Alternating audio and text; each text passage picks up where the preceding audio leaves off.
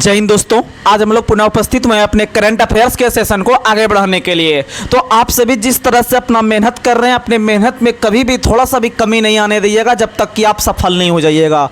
आप सफल होइएगा, इसमें तभी आप सफल हो सकते हैं जब आप सभी तरह के आप दुनियादारी क्या है नहीं है बाहरी क्षेत्र से आप सुरक्षित होकर आप तैयारी कीजिए अच्छा से, क्योंकि देख रहे हैं आप लोग फिर से बीजेपी की सरकार बन गई है और बीजेपी की सरकार में जो है कि सब चीज़ तो अच्छा रहता है, लेकिन थोड़ा बेरोजगारी पे जो है कि इनको ध्यान देना चाहिए तो फिर और अच्छा हो जाएगा इनका सरकार। तो खैर कोई बात नहीं, आप लोग मेहनत कीजिए, जॉब लगेगा, लेकिन आप लोग सच्चे दिल से कीजिएगा तभी। ऐसे नहीं कि हम लोग ऊपर ऊपर तैयारी कर रहे हैं जॉब लग जाएगा, ऐसा कहीं कुछ नहीं है। ऐसा जब तक कि आपने ओरिजिनल से मेहनत कीजिएगा, अपना 100% नहीं दीजिएगा, तब तक आप इस सरकार में जॉब नहीं ले सकते हैं। जो हकीकत है वो बात आपसे किए। तो चलिए बिना कोई देरी के हुए ज़्यादा नहीं, आपसे यह हम 10 मिनट का सेशन जो है कि रखेंगे और नए 20 प्रश्न हम लोग नया करेंगे और 10 प्रश्न हम लोग पीछे का रिकॉल करवा देंगे और 20 प्रश्न नया कर लेंगे सिर्फ 10 मिनट के अंदर में। और आप लोग कॉपी में भी नोट डाउन जिस तरह से कर रहे होंगे, आप लोग कॉपी में नोट डाउन करके अधिक से अधिक जो है कि आप देखने का भी प्रयास कीजिएगा, क्योंकि यह सेशन जो है यह बहुत ही प्लस पॉइंट सेशन है। तो चलिए आज का पहला सवाल आप लोग को बताना है, न्यायमूर्ति रितु बहारी ने किस उच्च न्यायालय की पहली महिला मुख्य न्यायाधीश के रूप में शपथ लिया है? तो याद रखिएगा, रितु बहारी उत्तराखंड के उच्च न्यायालय की पहली महिला मुख्य न्यायाधीश बनी है। रितु बहारी जो बनी है वह आपका कहां की बनी है? याद रखिएगा, उत्तराखंड के पहली महिला मुख्य न्यायाधीश बनी है। आगे बढ़ते हैं, एशियाई विकास बैंक ने भारत के लिए किस व्यक्ति को अपना देश में निदेशक नियुक्त किया है? तो याद रखिएगा मियो ओका। क्या याद रखिएगा? मियो ओका। आगे बढ़ते हैं, सरकार ने किस वर्ष तक देश भर में 25,000 जन औषधि केंद्र खोलने का लक्ष्य रखा है? तो 25,000 जन औषधि जो केंद्र खोलने का लक्ष्य रखा है 2026 तक। कब तक?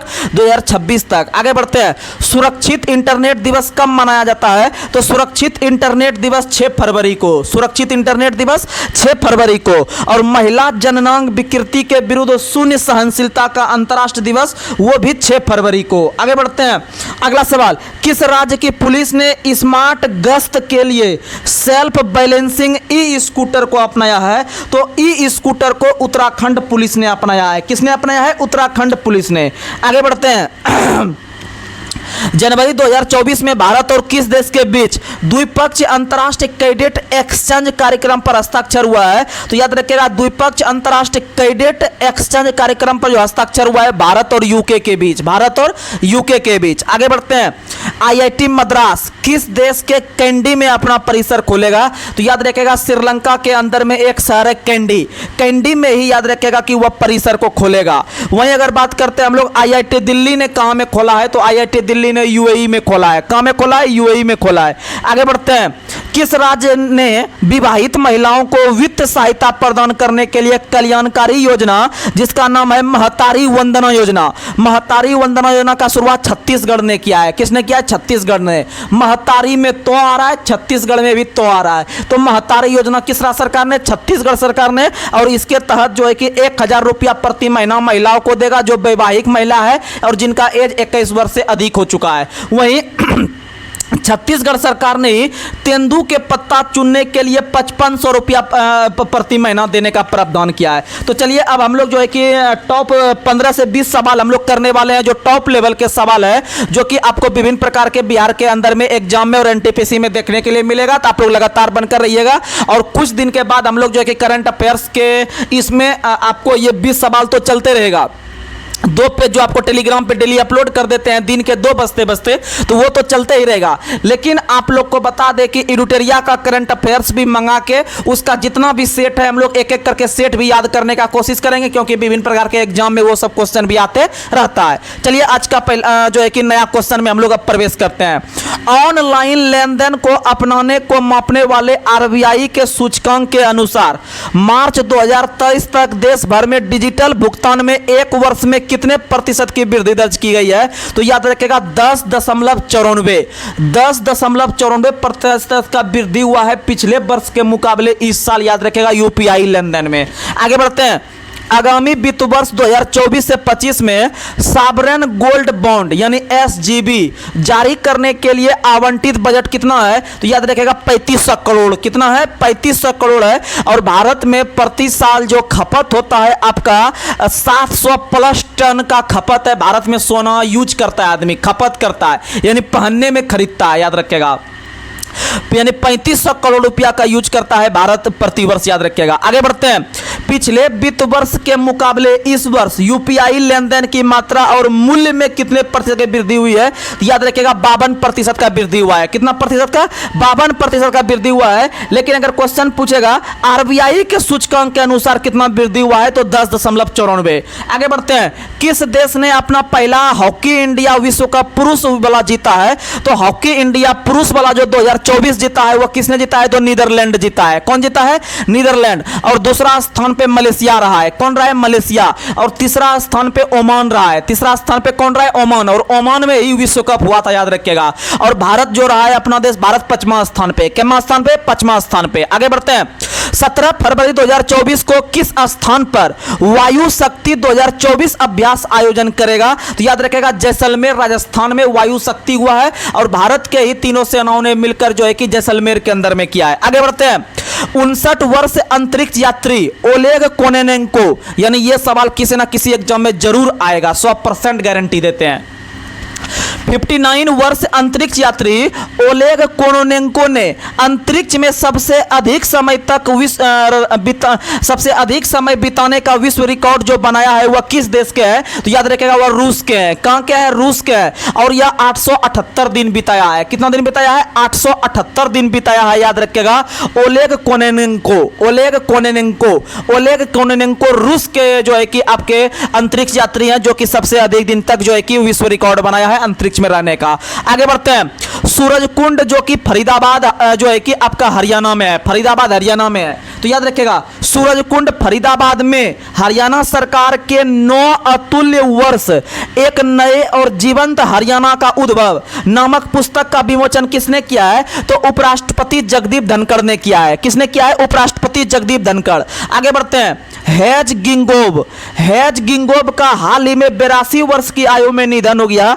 वह किस देश के राष्ट्रपति थे? तो नामीबिया का। कहां का था? नामीबिया का, याद रखिएगा। हेज गिंगोब कहां के राष्ट्रपति थे? नामीबिया के राष्ट्रपति थे।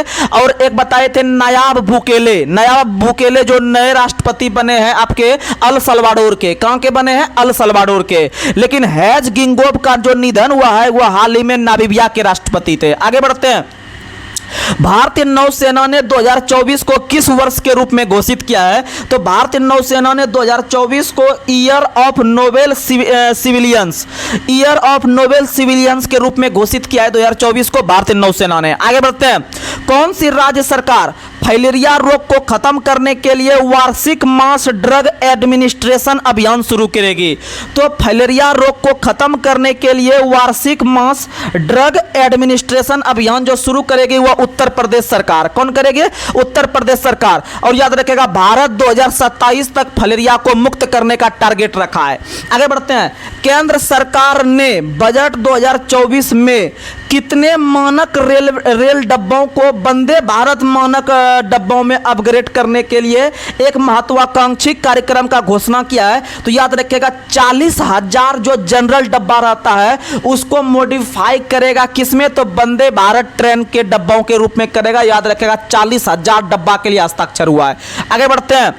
केंद्र वित्त मंत्री निर्मला सीतारमण ने घोषणा की है कि स्ट्रीट वेंडरों पर ध्यान केंद्रित करने वाली एक प्रमुख पहल पीएम स्वनिधि ने देश भर में कितने स्ट्रीट वेंडरों को ऋण सहायता प्रदान करेगी? तो याद रखिएगा 78 लाख। कितना स्ट्रीट वेंडर? 78 लाख को जो है कि आपको योजना के लिए पैसा देगी पीएम स्वनिधि योजना के तहत, याद रखिएगा। और पीएम स्वनिधि योजना 2020 में लागू किया गया था। आगे बढ़ते हैं। वित्त, ये सब जो डाटा वाला क्वेश्चन है ना, अक्सर आपको बीपीएससी प्रीलिम्स में देखने के लिए मिलेगा। फिर अगर आप किसी स्टेट का पीसीएस एग्जाम दे रहे हैं तो वहां पर आपको डाटा वाला क्वेश्चन पूछता है, और जो लेवल हम है ये आपको पीसीएस लेवल का हम डाटा रखते हैं, क्योंकि वहां से आपको बिहार पे सीजीएल पे भी, क्योंकि बीपीएससी का अक्सर लड़का बिहार सीजीएल पे क्रैक करता है, तो इसीलिए आप लोग वो लेवल से पढ़िए जो कि आपको फायदा करे। और बाद बाकी तो आपको स्पीडी एडिटोरिया आराम से रटवा देंगे, बस आप लगातार बनकर रहिएगा, उसके बाद आपको फायदा दिखेगा। ऐसा नहीं कि एक दिन हम देख रहे हैं बस हो गया कहानी खत्म, एक दिन के बाद जो है कि फिर उधर चल गए देखने, फिर उधर चल गए, उससे कुछ नहीं होगा। आपको लगातार देखना पड़ेगा, तभी कुछ संभव हो पाएगा। आगे बढ़ते हैं। वित्त वर्ष 2024 से 25 में रक्षा बजट 6.21 लाख करोड़ रुपए तक पहुंच गया है। यह कुल केंद्र बजट 2024 का कितना परसेंट है? तो याद रखिएगा 13.0%। भारत में जो बजट 2024 से 25 के लिए पेश किया गया है वित्त वर्ष के लिए निर्मला सीतारमण के द्वारा, उसमें सबसे अधिक रुपया जो खर्च होगा वो रक्षा पर होगा। किस पर होगा?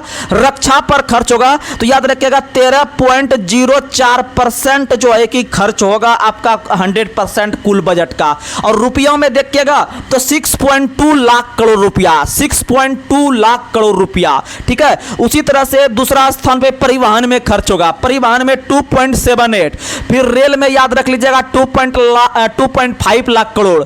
रेल बजट जो है इस बार 2.5 लाख करोड़ है। वहीं कृषि पर है 1.27 लाख करोड़ रुपया। तो ये सब आप 2-3 याद रख लीजिएगा, एग्जाम में आएगा। और सबसे अधिक है रक्षा पे, रक्षा पे कितना पे है? तो 6.2 लाख करोड़। आगे बढ़ते हैं।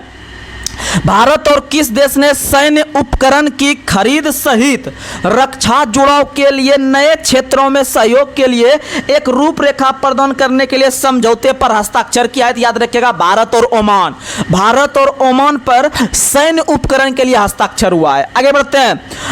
केंद्र वित्त मंत्री निर्मला सीतारमण ने किस आयु वर्ग के लिए सर्वाइकल कैंसर के खिलाफ निवारक उपाय के रूप में टीकाकरण को प्रोत्साहित करने का प्रस्ताव दिया है? तो याद रखना है आपको सर्वाइकल कैंसर। सर्वाइकल कैंसर एक खतरनाक बीमारी है जो अक्सर बच्चों में देखने के लिए मिलता है। तो याद रखिएगा 9 से 14 वर्ष तक के उम्र के बच्चों पर ध्यान देगा। सर्वाइकल कैंसर 9 से 14 वर्ष तक के उम्र का बच्चा को टीकाकरण लगेगा। आगे बढ़ते हैं।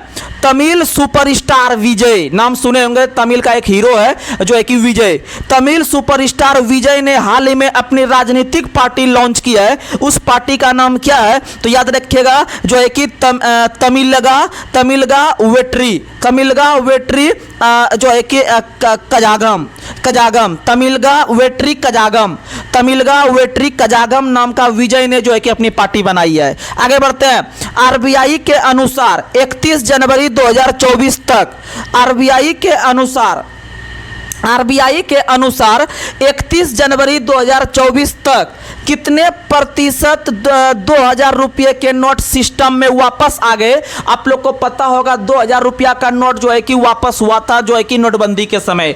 तो याद रखिएगा कि टोटल 97.50%, टोटल 97.50% 2000 रुपया का नोट वापस हो गया था। याद रखिएगा, अर्थात 3.56 लाख करोड़ रुपया जो है कि पूरा था। 3.56 लाख करोड़ रुपया 2000 का जो है कि नोट चल रहा था, लेकिन उसमें से 97.50% जो है कि वापस आरबीआई ने ग्रहण कर लिया है। तो आप लोग याद रखने का प्रयास कीजिएगा। तो आपका ये जो क्वेश्चन का सिलेक्शन था ये बहुत ही बेहतरीन लेवल का सिलेक्शन था क्वेश्चन का, क्योंकि आपको जो ऑब्जेक्टिव टाइप से शॉर्ट क्वेश्चन रहता है, वन लिनियर क्वेश्चन रहेगा। आपको हम कुछ दिनों के बाद पटना से हम मंगवा रहे हैं आपको एडिटोरिया और स्पीडी का बुक 10 तारीख लगभग 13-14 तारीख को आ जाएगा। तो आप लोग को हम लगातार फिर उसे रटवाएंगे एक एक पेज करके, और आराम से देखिएगा आपको जबरदस्त याद हो जाएगा। तो चलिए आज के हम इस सेशन को यहीं पर समाप्त करने का प्रयास करें। तब तक के लिए जय हिंद, जय भारत, जय बिहार।